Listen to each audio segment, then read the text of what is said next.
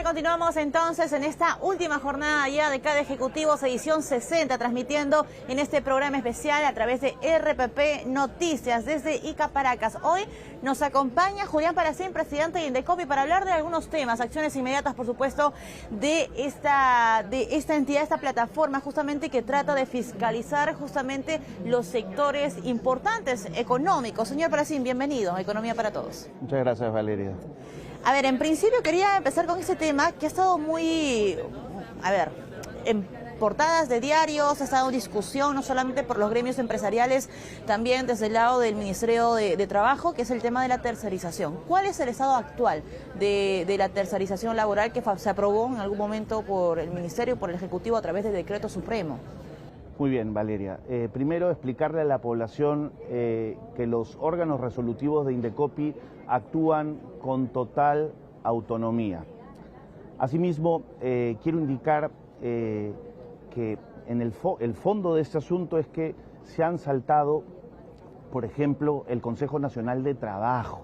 O sea, ¿qué quiere decir esto? El Perú tiene convenios internacionales ratificados por la Cancillería. Tenemos, ¿cómo te lo explico? Estos convenios tienen procedimientos. La OIT, el Organismo Internacional del Trabajo adscrito a las Naciones Unidas, tiene ciertos convenios que el Perú ha ratificado. El Perú es parte. En ese sentido, estos convenios exigen una serie de procedimientos y para la emisión de esta norma o se han olvidado o se han saltado. Entonces, existe el Consejo Nacional del Trabajo, cual es parte de CONFIEP, la Sociedad Nacional de Industria, en donde ese era el fuero de discusión. Entonces, el tema es algo muy simple. O sea, ¿Hubo una falta por parte del Ministerio de Trabajo, por parte del Ejecutivo, de no escuchar o pasar? De repente sí, hubo una descoordinación porque esto, antes de la aprobación de esta norma, se ha debido discutir, ese es el fuero, eso es lo que dicen los tratados internacionales.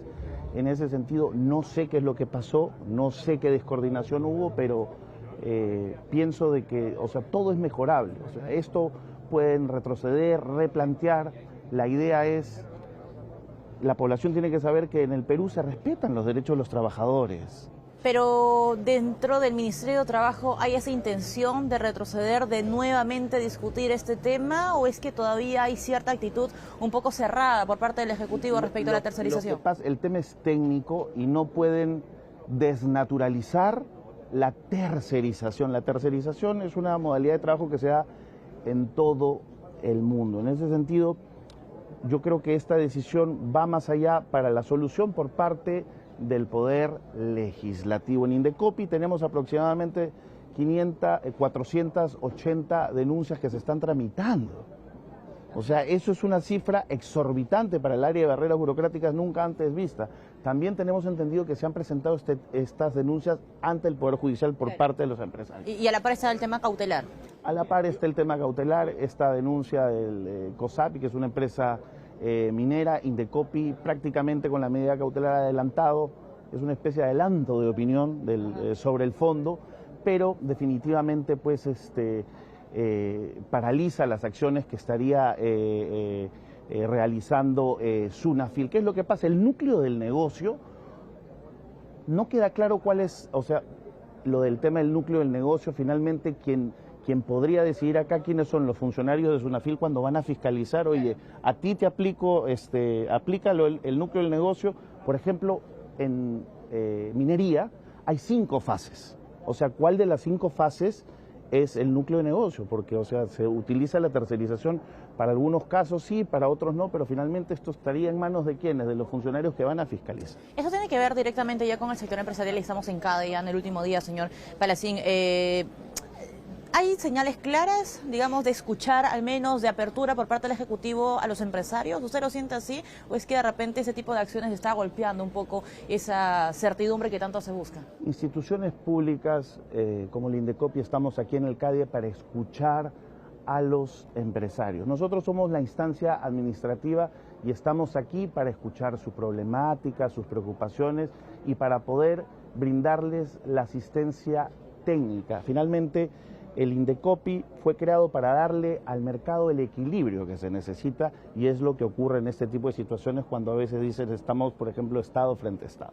¿Usted ha podido comunicarse con el titular de la cartera de trabajo un poco para poder conversar de lo que está pasando, lo que está ocasionando esa tercerización? Bueno, ¿Ha podido tener puentes con ellos? Hemos tenido reuniones con ellos, nos hemos reunido en las instalaciones de la PCM, hemos conversado con ellos. Finalmente, pues Indecopi es la instancia administrativa y ellos tienen todo el derecho de poder llevar esto hasta las instancias judiciales. Porque hay cierta coincidencia, ¿no? La Cámara de Comercio de Lima en algún momento señalaba que el Congreso, que este tema estaba en manos del Congreso, el Ministerio de Economía y Finanzas incluso me parece que hizo un documento técnico señalando que las limitaciones de la tercerización no deberían continuar.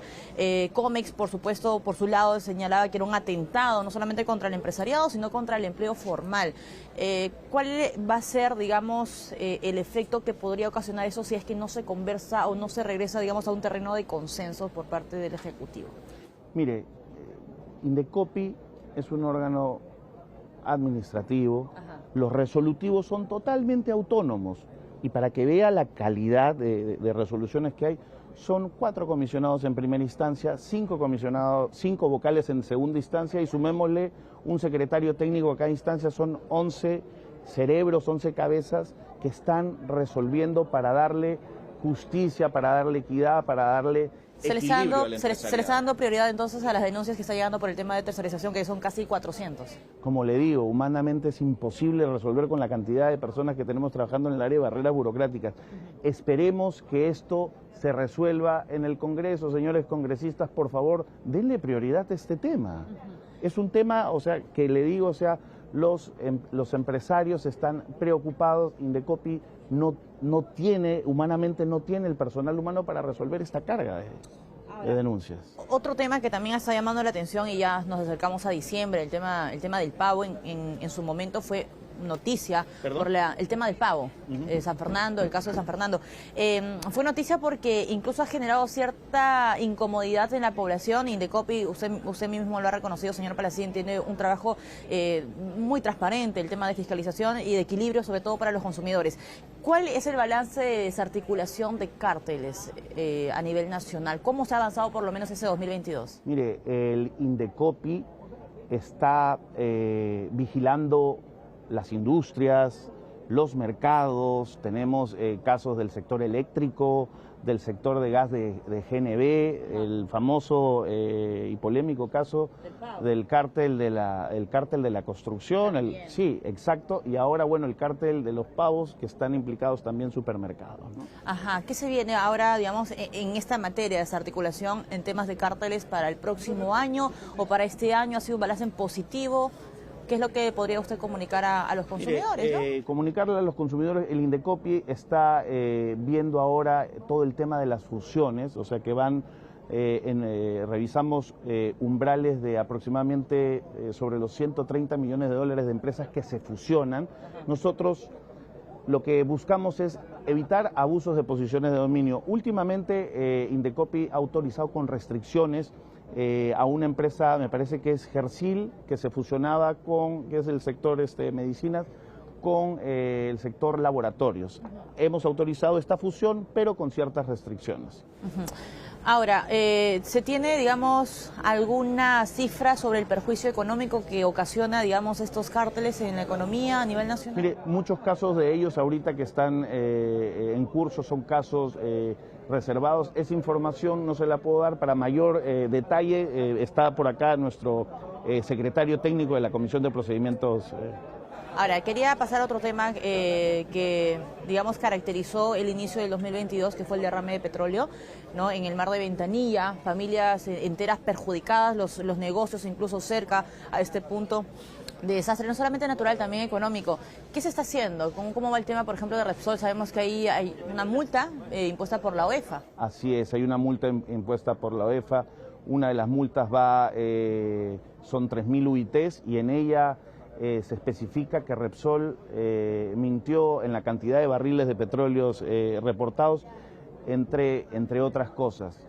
Si bien es cierto, todavía no se ha terminado la limpieza de las playas y de las zonas naturales afectadas. Yo ya le digo y le adelanto que hay lugares como el Serpentín de Pasamellito que van a ser imposibles limpiarlos. ¿Por qué imposible limpiarlos? Porque son lugares inaccesibles, no hay forma de bajar maquinaria, esos lugares para poder levantar los millones de piedras que se vieron afectados solo en las orillas del Es decir, sí o sí va a haber un efecto que no se va a poder, digamos, revertir.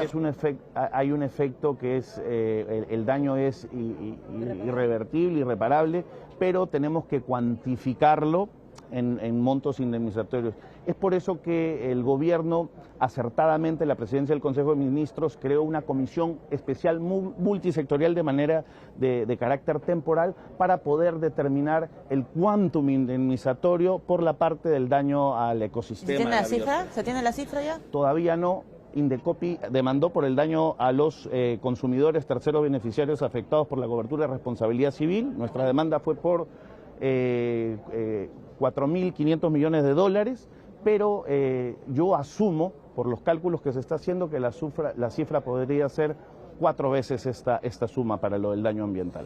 Quería hacerle otras consultas además, señor Palacín. Se ha criticado mucho ya desde el sector empresarial esta falta, digamos, del Ejecutivo de no haber puentes, ¿no?, de comunicación con el sector empresarial, y lo que se ha criticado además por parte de los empresarios es que ha habido una tremenda rotación en los ministerios, ¿no? 5 gabinetes, más de 70 rostros nuevos en estos ministerios. Tenemos el caso de la URIA, tenemos el caso de Salud, tenemos el caso del Ministerio de la Mujer y podría enumerar otros más. ¿Cuál es su balance? ¿Se está haciendo un trabajo políticamente correcto dentro del Ejecutivo? ¿Lo está manejando bien el presidente? Tengo entendido que el día de ayer o hoy ha salido una resolución en donde autorizan a 5 voceros, son 5 ministros los que están autorizados para tratar este tipo de temas, así que yo me encuentro imposibilitado de poder dar opinión respecto a esta.